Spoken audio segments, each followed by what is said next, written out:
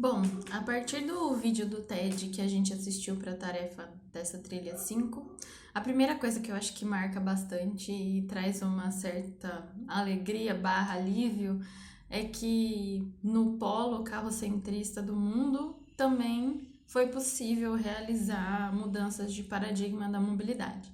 Então, se foi possível lá, eu acredito que seja possível aqui, né?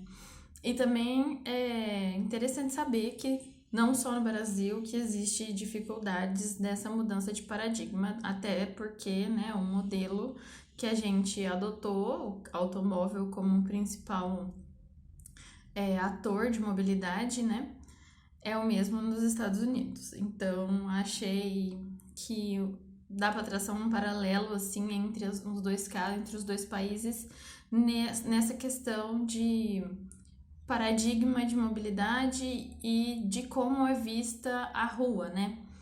É interessante quando ela fala que a rua é o espaço público por excelência e é muito importante, eu acredito, ter pessoas com esse tipo de mentalidade nos cargos de gestão da mobilidade numa cidade, como ela, que ela enxerga que a rua é um espaço público por excelência, não um lugar que tem que ser exclusivamente destinado ao uso dos automóveis, né?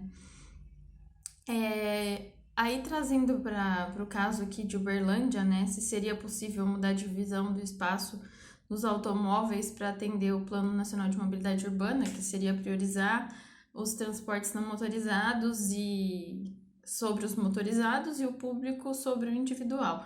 Eu acredito que usando também do urbanismo tático, como ela iniciou, né, as mudanças em Nova York, também seria possível de uma forma mais fácil, digamos assim, porque eu acredito que mudanças que são irreversíveis são mais difíceis, acho que, de serem aceitas politicamente falando.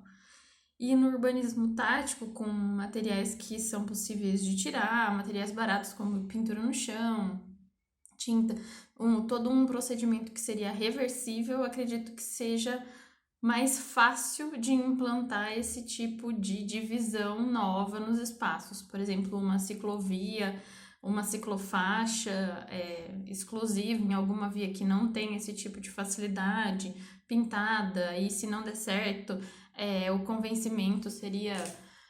O convencimento que eu digo assim, a conversa com os atores, tanto da gestão pública quanto o comércio local e a população, seria a justificativa de que isso não é uma infraestrutura eterna, ela pode ser reversível se realmente os dados comprovarem que ela não foi efetiva. E também a obtenção de dados acho que é importantíssima para esse tipo de mudança, porque para ter uma conversa direta tanto com a população, com usuários e com os não usuários desses novos tipos, dessas novas divisões, como com comércio, se for o caso de retirada de estacionamento, que é uma questão muito polêmica, quanto aos serviços e da gestão pública, ter dados, números que mostrem os benefícios dessas medidas é importantíssimo, porque apesar de ser notável a melhora da qualidade de vida das pessoas e tudo mais, eu acredito que números invariavelmente comprovam mais do que a percepção, simples percepção. Então eu acho que é possível sim, principalmente utilizando essa ferramenta do urbanismo tático reversível. E sobre reimaginar os desenhos da rua da cidade, eu acredito que seja isso mesmo. Tentar iniciar com medidas simples, pensar principalmente um desenho de rede de ciclovias, porque criar ciclovias a esmo, realmente isso não vai ter um impacto, isso não vai gerar dados positivos, porque uma ciclovia sem uma rede bem estruturada, ela não atrai ciclistas, porque vai levar nada a lugar nenhum. Então, principalmente pensar num desenho de rede cicloviária para implantar essa divisão do com espaços automóveis, nem que seja uma ciclofaixa pintada, sem segregação, exatamente.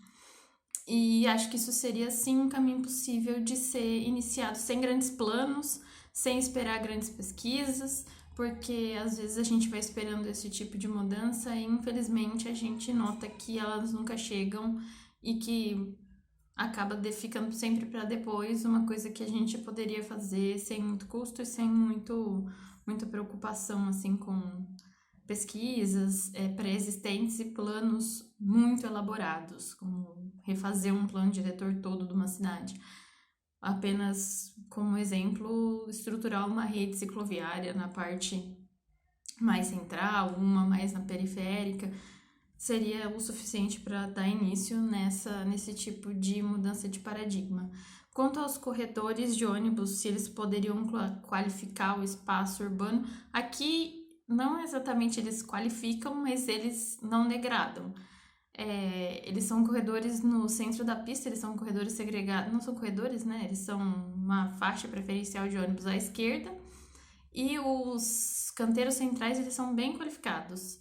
Poderiam ser muito mais, concordo, mas eles são espaços arborizados, onde existe possibilidade de travessia de pedestre, então eu acredito que pensar esses corredores, essas canaletas como uma infraestrutura urbana, sim, como um mecanismo de transporte, mas qualificar também esses canteiros centrais para além das estações, pensar em arborização, pensar em mobiliário urbano, pensar em integração com a cidade. Eu acredito que seja sim possível criar um BRT, um corredor de ônibus, que seja qualificador do espaço urbano, além de agilidade na mobilidade urbana. E só para finalizar, uma situação meio que me pegou assim, agora que eu tava voltando para casa do mercado, foi que eu moro num bairro que as ruas principais das avenidas, elas têm 6 pistas, 3 para cada sentido. E aí, para atravessar um dos pontos que não são semaforizados é complicado. E não sei por qual motivo, o alinhamento dos planetas, os carros em ambos os sentidos pararam num cruzamento que não é semaforizado, que não tem uma lombofaixa, para 2 pedestres atravessarem. Todos os carros pararam. E foi engraçado que a pessoa comentou com o companheiro dela: nossa, me deu até saudade da Espanha agora. Lá dá pra andar na rua. E aí eu fico me perguntando até quando a gente vai ter que usar esses exemplos do exterior para falar de uma mobilidade urbana minimamente inclusiva a todos. É isso. Obrigada.